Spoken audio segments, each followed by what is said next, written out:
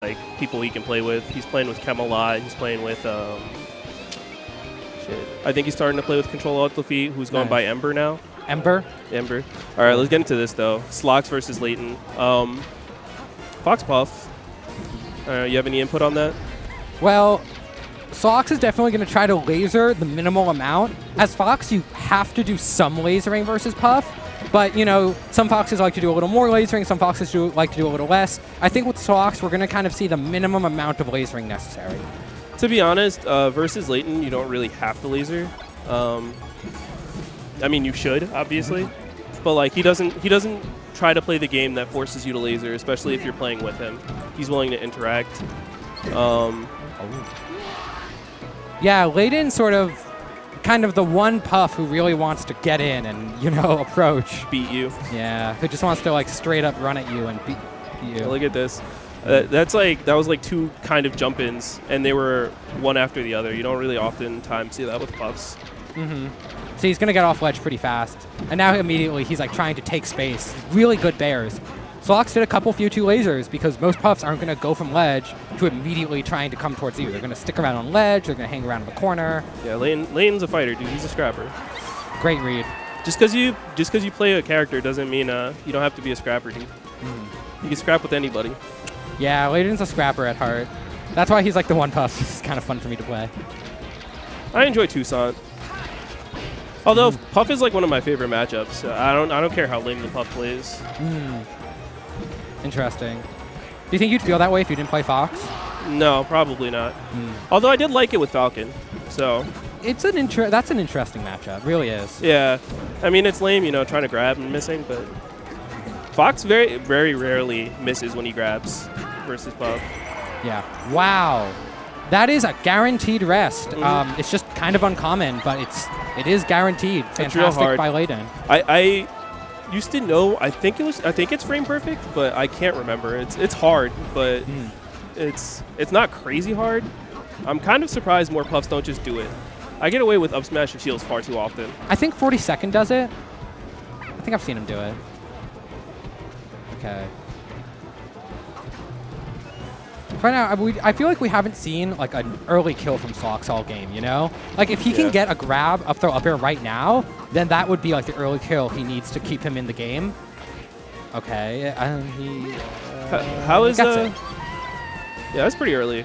But how has Leighton been doing on taking his stocks? Like, will you know what percent he's been doing it at around? I haven't been paying attention too much. Oh, I mean, I think he's up because he got that up smash rest. Besides that, I'd say he's been taking them at like, you know, 100, 120, normal percents, 90 even, a little low. Oh, that's it, I think. Oh, no. Oh, did he miss his jump or? No, I think he missed the read. Great tomahawk. That's it? I mean, I said that before. Oh, no. Goes out a little too far. Yo, this shortened. That was amazing. Man, it's from so high up.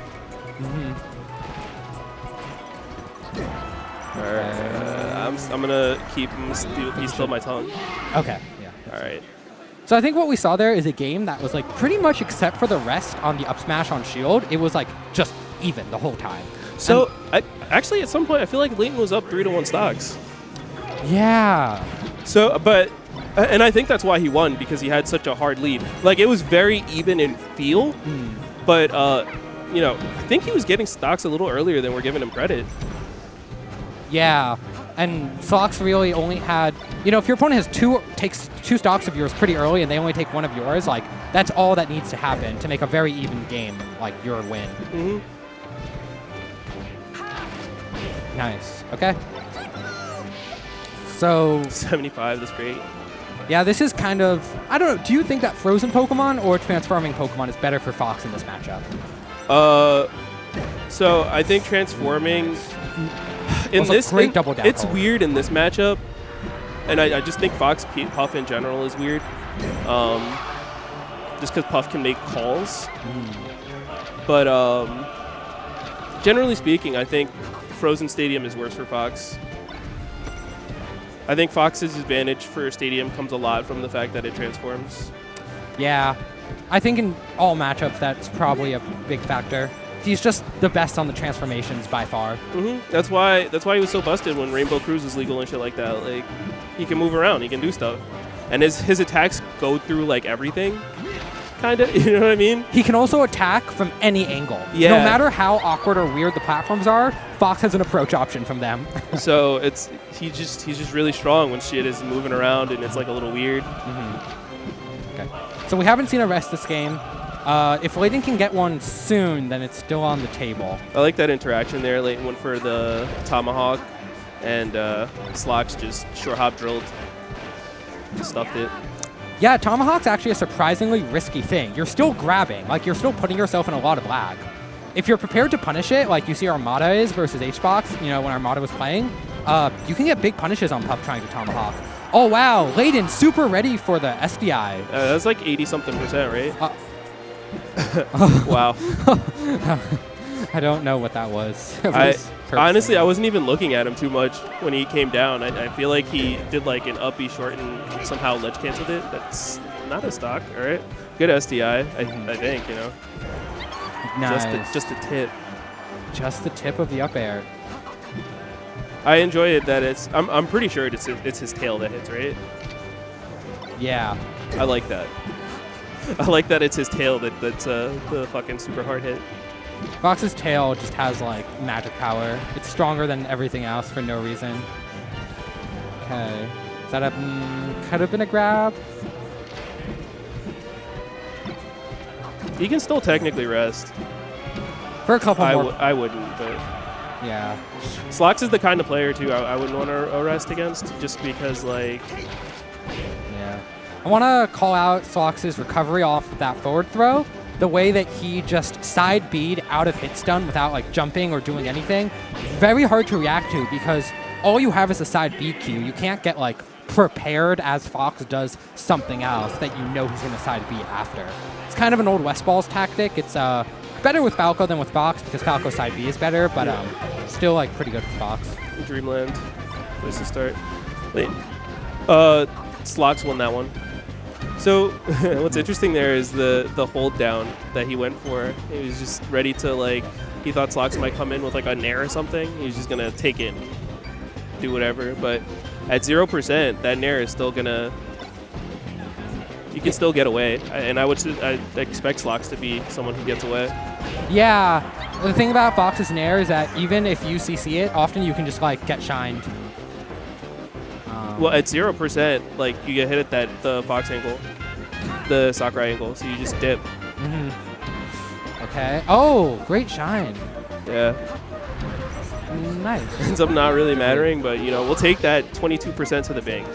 I hate getting hit by Fox's up B. It feels like it's so much damage. You feel like you should have been happy that you got the edge guard, but then you were just taking fat 14. Great up tilt. It's not that bad. 14% is not that bad, you know.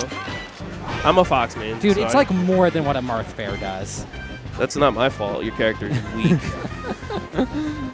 Yeah. Don't forget, I used to do 22 damage a hit, so yeah. I'm a little skewed on my thoughts.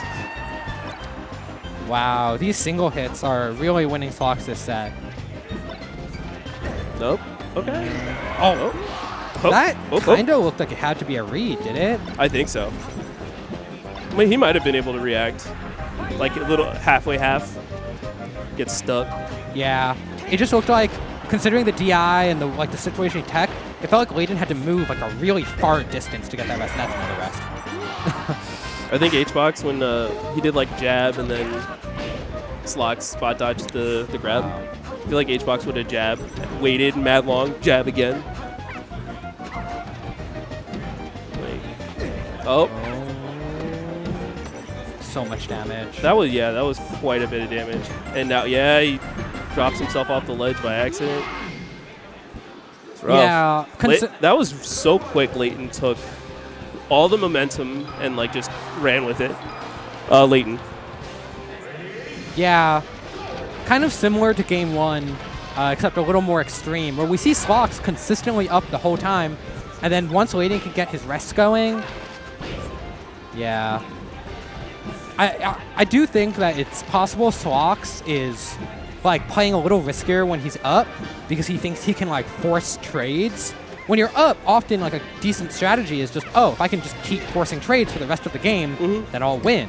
It's hard. It's also hard to like not feel that way versus Leighton too, because he is just trying to fight you, you know? He's very willing to do trades as a player. So you're like, he's coming in, I should come in, you know, like, I don't know how to describe it, but Leighton makes you want to fight him, and he's really good at that too, like, at the fight. He can take advantage, like, really quick. I think when he was, like, not so great, like, the first thing that he became great at was just getting these, like, really quick as fuck kills. Yeah, and that's what makes, like, feeling like you can just play trades with Leighton dangerous. Like, Puff is a character who will ultimately win if she trades, because she'll live longer and she'll have a better punch game. Puff will always live longer than you and have a better punch game on you than you have on her. That's just kind of always going to be true in every matchup, at least to, like, a large extent. Generally speaking, her, like, yeah, because of rest and, like, you know, because she can come back, she has, like, such a good recovery. I mean, like, she kind of dies at lower-ish percents, but it's such an attrition. Like 20% that you get on Puff is like getting 50% on a box. Yeah. Like it takes the same amount of effort. Mm-hmm. Totally. Nice. And so ultimately, like, even if you're up, you will eventually be down if you keep trading. It's not a good idea. I'm trying to think of some, like, language to describe this. A word. The value of her stocks is. I actually like thinking about it as, like, she has a bigger life bar than you. She just has more health. But she doesn't. Yeah, in a sense. Puff essentially has, like, 2 life bars, you know? Either she dies at 50 or she dies at 150. The Marth Peach. Nice.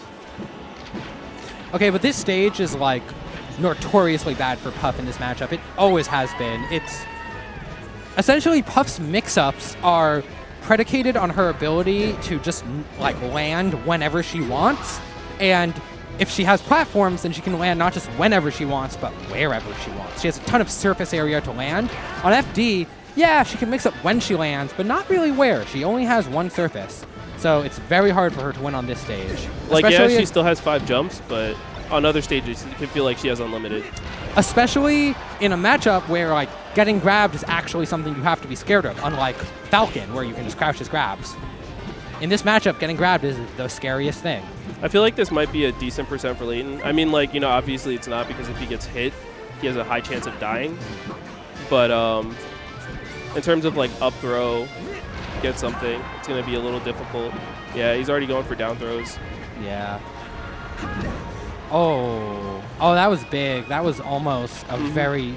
That was very important, and it's a little bit of a shame that he missed it. Oh, that was a tomahawk waiting to happen.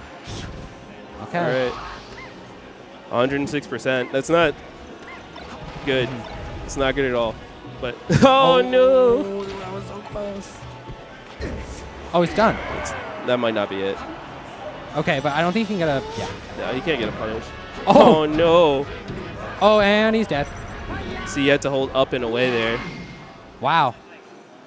Like I said, though, Leighton's really good at just, like, getting, like, a really quick stock. Like, he makes his conversions hella fast, and it just happens.